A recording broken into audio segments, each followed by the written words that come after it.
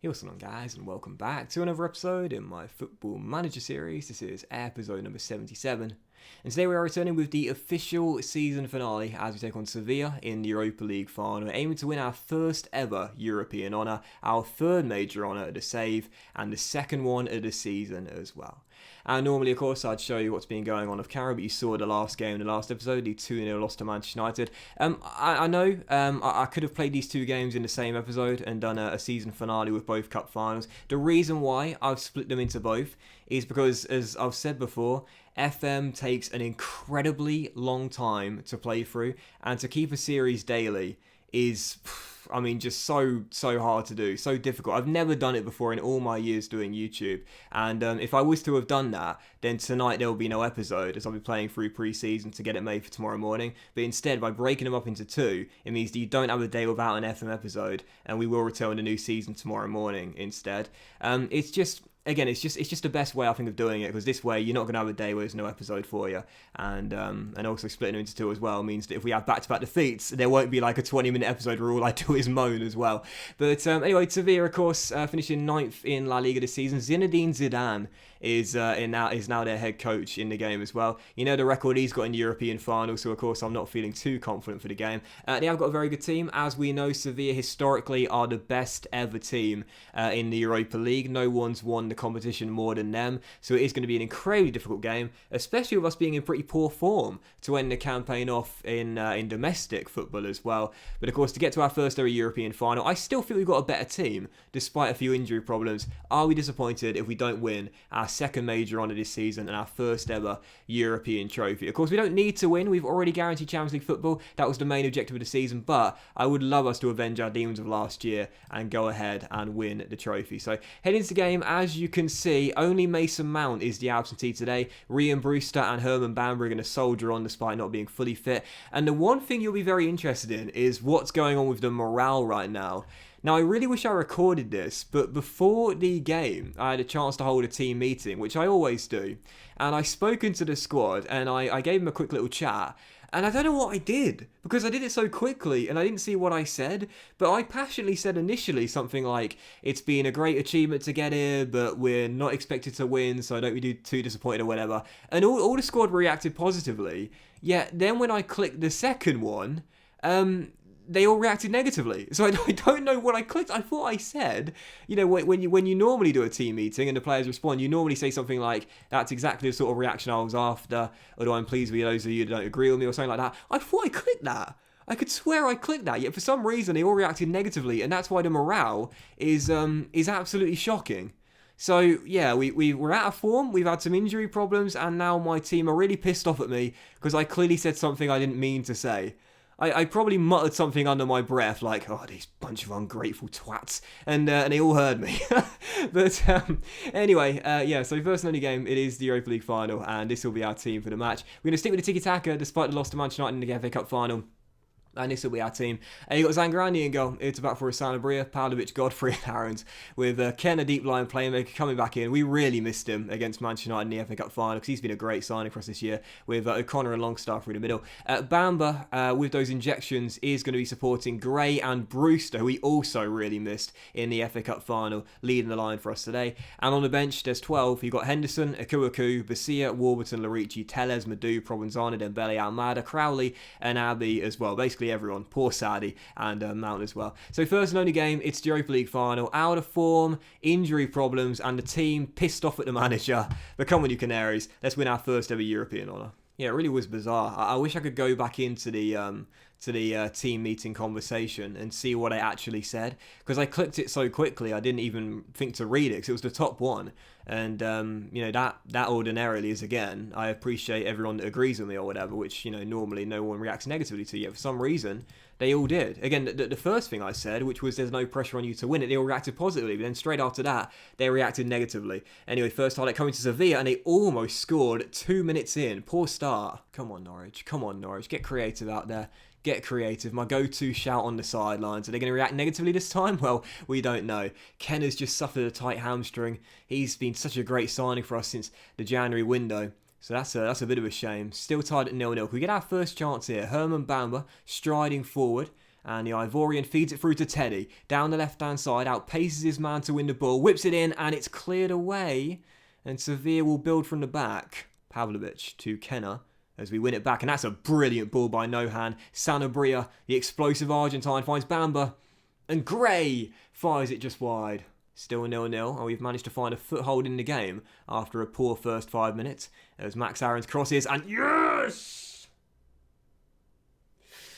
Said it before, and I'll say it again, this guy is destined to become the best striker in world football. 20 or 21 years old, I can't remember now, but all you need to know is that he has got all the assets to become an unstoppable beast. Teddy Gray, you know he loves to score with his head. That's the best way for him to get those goals as he nods us in to the lead in the final. Free kick for the Spaniards though, whipped into the far post and, a bit of head tennis as Eric Dyer heads it off the crossbar and we managed to scramble it away. Second time they've hit the woodwork in the first half, but still we lead by a goal and they're looking very dangerous from set pieces. Come on, Norwich, got ourselves a goal up. Let's not surrender it instantly as O'Connor wins it back. I love Stephen, man. Such a great squad player. I don't think he'll ever be a regular first team member, first 11 member, but as a squad player, you can't ask for much more.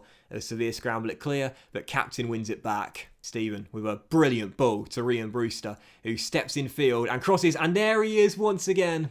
These two have been an amazing partnership this year. The dynamic duo link up for our second. 8 minutes to go before the break. And we're 2-0 up in the final. What a ball by Stephen O'Connor as well to whip it out wide to Brewster. And Ryan, despite the knock, we really missed him in the FA Cup final, you know. I mean, of course, last year won the Golden Boot. This year, 21 goals in 30 Premier League games. Second in the Golden Boot race in the Premier League. And such a brilliant striker. 2-0, and as we enter the break, should be able to hold on to that scoreline as well.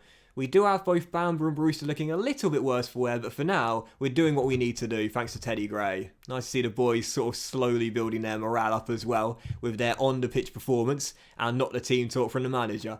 But second half to begin, so nothing to the boys at the break. Don't want to hamper the morale once again by accident. But yeah, just over half an hour to go. If we don't capitulate, this trophy's ours. Throw for Norwich as we look for a third goal. Aaron's and Rian play a 1-2 as Max whips it in. And Gray, going for the hat-trick in the final. He's been unplayable tonight. And I'm going to bring on Alex Telles for his final game for the club. Farewell to the veteran Brazilian. He's been a great signing. And with 5 minutes to go, almost there, just emptying the bench now. I'm going to make sure that Bamba doesn't get another injury and bring on Provenzano. And as we're about to end the game there as well, make my final change. And I think I'll bring on Thiago Almada because he probably won't come back next year. But to be fair to him, he's coming on loan and been a really good player as well. But that's going to do it then. So I'm going to quickly pause the game and go to the 3D so we can see the trophy celebrations. Norwich City are going to win their third major honour of the save, our second of the season, and our first ever European trophy too.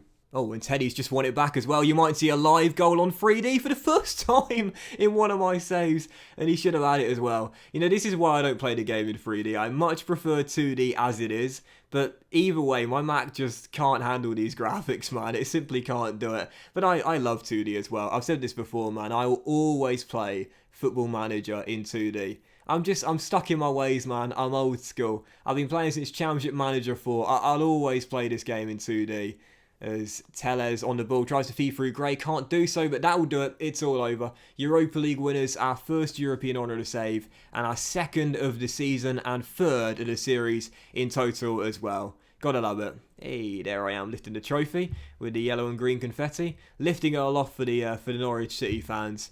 As I guess that's the key to success then. You know, wind your boys up before the final and they'll play better.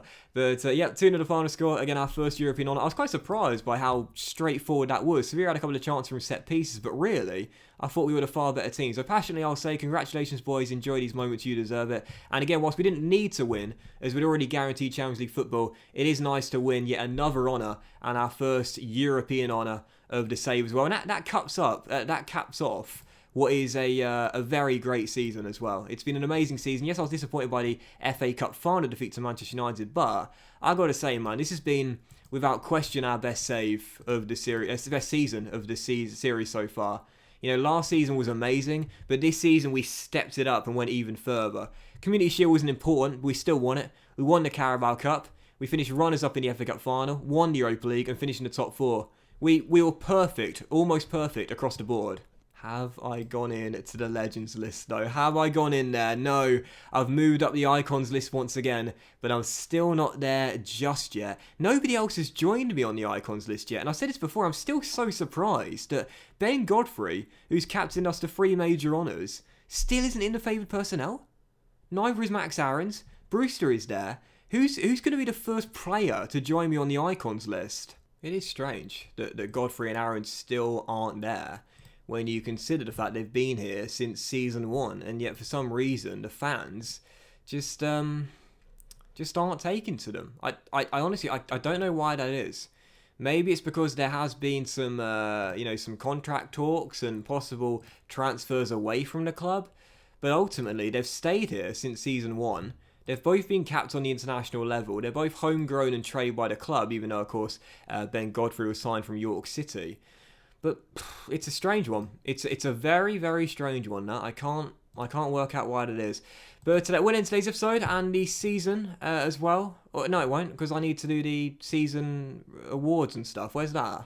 Here we go, one more advance. So yes, we'll do the season awards and see who were the winners. Ryan Brewster was the fans' player of the season. I probably would have given it to Teddy Gray, personally, but Brewster was our top scorer in the league and only missed out by the golden boot by 1. So fair enough, Brewster is the player of the season. The goal of the season was Aarons versus Aston Villa. By the way, that actually won goal of the season as well in the Premier League. I got a notification saying it won the Premier League goal of the season too, so let's watch it together.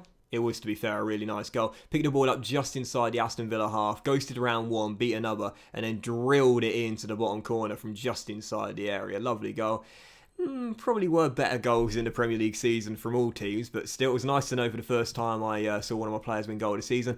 No surprise for signing of the season. Whilst Kenner was a brilliant buy in January, it's got to be Teddy Gray for £70 million, and he also won Young Player of the Season as well. What a debut year from the Crystal Palace man, now 21 years old, elite striker, resolute personality, 6'3", physical beast, and just no downside to him. Absolutely no downside whatsoever. £70 million was a lot of money to spend, but listen, I would have spent £120 million on this guy. He has got an amazing goal-to-game ratio, and he's only getting better as well. As you can see, I am working on his shooting, but as I've said before, individual focus in training does not seem to work for me in this year's FM. I did the same with Vukasin Vasilic for the years he was here with us, but he never increased his finishing stat. Unfortunately, unlike in previous football managers as well, when you look at the individual attributes, you can't see the point rating. It used to say like, for example, for Gray, you see a little bit of an increase there. It might say something like,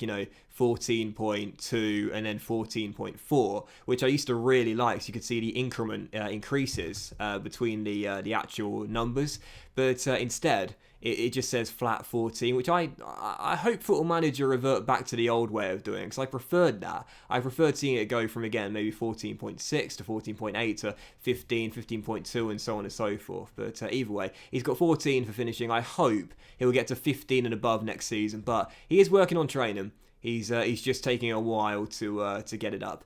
But so those are the end of season awards, and you can see our season review. It was a memorable season for Norwich as they tasted success in the Europa League, Carabao Cup, and FA Community Shield. Norwich were expected to qualify for the Europa League, but exceeded pre-season hopes by securing Champions League qualifications. Norwich were one of the competition's feel-good stories, defying expectations, and thanks to an impressive spell of form that began in April and saw them rise as high as second place, were able to celebrate a job well done. Thanks, guys. The match of the season was our 1-0 victory away at the Emirates. I probably would agree with that, to be fair. I mean, we had some other games which were incredible, but that backup team on the penultimate game of the season, winning 1-0, that was incredible. And a moment to forget was a 2-0 loss at home to Liverpool. I probably would have said a 4-3 defeat to Brighton, to be fair. Our attendance has risen, which is nice to see, and that's mainly because we're becoming a winning team now. So as for the 5-year plan, that's now been updated due to our success this season. Now we can see the board want us to finish in the Europa League next season, but after that we've got to make sure we stay in the Champions League, and of course, you saw it last season, in 3 years' time, the board are saying to me, we've got to be Premier League winners. That's going to be so hard to do. But we are becoming a winning team now, so I accept the challenge and I'm looking forward to it. The season is finished now and it's time to focus on what we can achieve going forward. I think we can qualify for the Europa League next year and you need to come back for pre-season with the same level of ambition. That's what I'm going to say to the boys, and this time they've reacted positively to my team talk. But secretly, you and I know, between you and I guys, we are going to go for the Champions League next season once again. I don't want to drop out of the Champions League. Now we've finally broken into it after 8 long seasons. I don't want to drop out of it and go back into the Europa League. We're good enough for Champions League football now. Let's make sure we stay there. So that went into today's episode of Football Manager, guys. So we thank you for watching. If you have enjoyed it, if you did enjoy the season finale and the whole of Season 8, our most successful season to save, then please do drop a like. Much love to you all. Have a fantastic night. And again, don't forget, we'll be returning tomorrow morning with the brand new season as our 9th year at Carrow Road gets underway with Champions League football and with a massive, monstrous transfer budget as well. It should be a very interesting window indeed. Have a great day, guys. Much love to you all. I need to run you through the squad as well, sorry. Have a great day, much love to you all, and yeah, I will see you for the beginning of Season 9 with Champions League football at Carrow Road in the very next episode. I need something to talk about as I'm running you through the squad. You know, I normally natter on as I'm showing you the squad attributes and their stats for the season as well, but I can't think of anything. I can't think of anything to talk about as I'm running you through the players. So instead I'm just going to keep on bumbling words and making sure that we're not going to have a silent end to the episode. So yeah, enjoy. I lost for words. And why wouldn't I be? What a season, man. Basically perfect. And that is unlike me.